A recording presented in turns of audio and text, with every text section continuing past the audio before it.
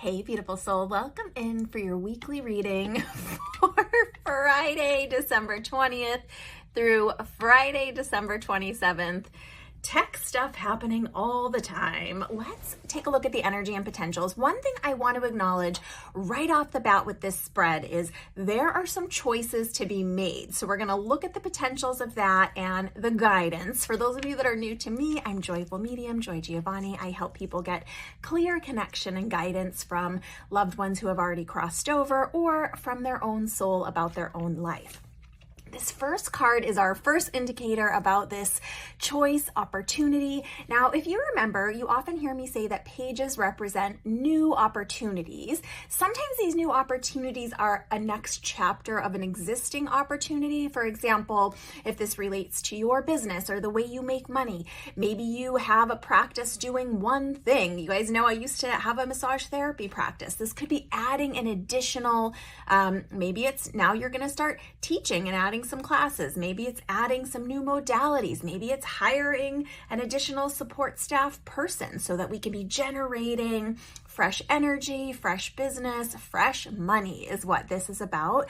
So there is some potential, but if you notice the way she's looking at this pentacle, there's some work to do so she can cross this river into the big city of industry and business. So it doesn't mean necessarily for some of you that this is going to fall right in your lap and it's going to be obvious what to do. You are going to need to make some choices, put in some action, some work, some free will effort here, but this is a positive thing. It means new money's available to you.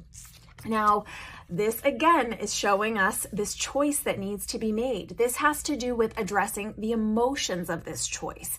Now, there are 5 cups that appear in this photo, this drawing. And if you look, this water that she needs to cross to get to this city of business and industry and growth, there's some choppy water in between. There is a bridge, but she has not moved herself anywhere near that bridge. She's standing on the shore, looking at the cups that are spilled over, having her back turned to these other 2 cups that are still available. This can indicate that emotion of like crying over spilled milk, being very upset about the things that didn't work out the way that we wanted them to. We just were talking about business. Most business owners have several other iterations of that business that just didn't work out, and we keep pivoting and moving and changing and adding and subtracting, right, as we go. This has to do, again, more with that emotional side of things. So this can be, it can relate to business, but it'd be something your heart was really set on or you were really pouring your heart into. Often cups indicate the relationships in our lives, but we can have a relationship with our work or with our business. A lot of people that are overworkers have maybe more of a relationship with their work or their business than the people in their lives. Are there some situations, some relationships with people, some collaborations, some things that you were just hoping that would work out this year or that would come to fruition, right? Maybe you were starting some seeds and they just didn't turn into what you really in your heart of hearts hoped that they would. The choice here is you can keep crying over this spilled milk, really rehashing and going over and letting yourself get dragged into that quicksand of what didn't work out the way you wanted. Or you can shift your focus to these 2 cups that are still upright and available, the things that are working, the things that are salvageable, the things that you can take and learn from this experience and find a bridge and cross over to bigger and better things for your life. Now, it doesn't mean not addressing these cups, these situations, these relationships. Sure, look at them. If you have a wonderful therapist or if you can get one, talk it out with a therapist. Don't hold on to those emotions. That's sort of what she's doing here. We want to process and grow and understand as much as we can and make new choices and intentions. So really just getting clear in your emotions, perhaps about what didn't work for you about these situations and what you want to do next. But this is more of an internal choice. Do you want these cups are done to the side, right? It could be a company that failed. It could be a relationship that the other person moved on. These situations are not going to come to fruition in the way that you'd hoped. You have the choice of what to do next with that. Now, this next card is great news. It's back to the finances of things again. But this King of Pentacles is indicating the Midas touch. Look how close he is to this city. It's like he's built this city. He has gold throne and gold adornments on his throne, signifying power and strength and depth.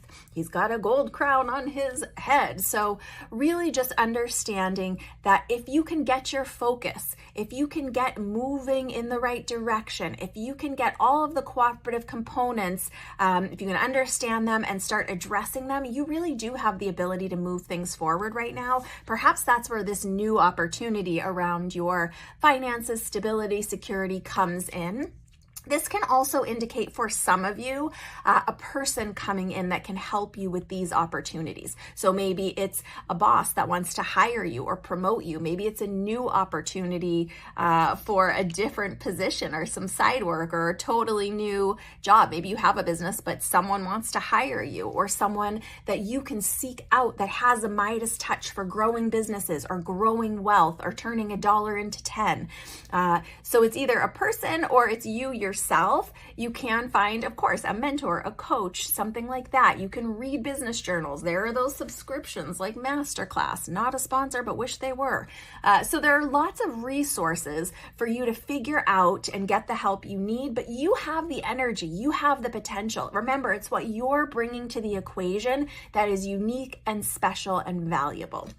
This next card has to do with, we know this card, right? The Empress, or the High Priestess rather. I love her. Using her intuition. That's what this moon represents, but also using all of the information available to her. She is digging in this laptop, but focusing on herself as a soul, what she wants to be doing, the guidance, the intuition, the inspiration that she has. She's not just sitting back and waiting for these opportunities to show up knocking on her door. She's being proactive, but she is using her intuition. She's grown, she's done some spiritual evolution. That's what this purple cloak represents. It doesn't mean she's done growing. She's still growing. But she's moving her focus towards this next phase. There is opportunity for abundance, for balance, for this spiritual growth and deepening. But be using what is available at your fingertips. Be using the systems that you know that work. That could be things like meditation or your own personal spiritual practices. Make sure that you are finding ways to tune into your intuition. I'm going to give a little Easter egg right now. I will be opening an intuitive course in the new year, so watch for that. But High Priestess is an overall in our life way of using our intuition, not just when it's an emergency, not just when we have a question about our love life or are trying to avoid discomfort in the future. It's really about finding a way to let it be a part of you to where it's part of your day-to-day. Now, this last card is really where the wrench tightens on this choice we need to make. Two of Swords. This card can be read two ways, but I do want to draw your attention again to this choppy water. So things might not be feeling so smooth and easy when it comes to these choices that we're needing to make, to this path that's diverting in two different directions that we need to choose which direction to go down. The indication here is perhaps on one hand, you're not either wanting to see the truth of the options available. Maybe you don't like the options. Maybe you're not being completely honest with yourself about one of these options or about one of the options that has already fallen away. So you're being asked to, in two ways. One, do an analysis, like a mental analysis, maybe pros and cons list, maybe looking at the positives and the challenges. Take stock, right? This card is more of the emotional taking stock and the emotional side of this decision. This card is really more of the mental side of this decision. You know what Maya Angelou says, when someone shows you who they are, believe them. So no more turning a blind eye to what you know to be true. It's okay to be honest. See that moon again, it's okay to use your intuition, not denying your emotions. In both of these cards, the waters are choppy. So it means that likely this decision that you're needing to come to, and maybe there's more than one in different areas of your life, it might not feel smooth and easy. It might not be the obvious, clear, easy, peasy, breezy choice, right? It might be a choice that feels outside of our comfort zone, or that is that kind of choice where you're like, oh, I know this is the best option. I know this is the choice for me. I just don't love these options, and I'm not excited to let this option go, but really just getting clear in a mental understanding place and in making the choice that is best for you, giving yourself permission that it is okay to make the choice that is best for you, for the future that you want to create for yourself, and for the integrity of who you are as a person. It's okay to release things that are no longer in alignment with who you are and where you're going. I know this reading went a little bit long, but as we wrap up 2024, there is so much energy bubbling. The episode of Spirit Speakeasy that I do at the end of every year, the numerology episode, watch for that. It is going to be 9 themes for 9 years. 2025 is a 9-year collectively, so find out the energy and potential of what that means for you. If you missed last year's, it was 8 themes of an 8-year. If you want to see how that rolled out, it's pretty incredible to see how many things came to fruition from the energy shared in that episode. So you won't want to miss the 9 themes for a 9-year. Big hugs. I hope that this part of your year is wrapping up wonderfully, whether you're celebrating Christmas or Hanukkah or Kwanzaa or anything else that you might be celebrating, even just the transition of the year. Big hugs. Lots of love. Bye for now.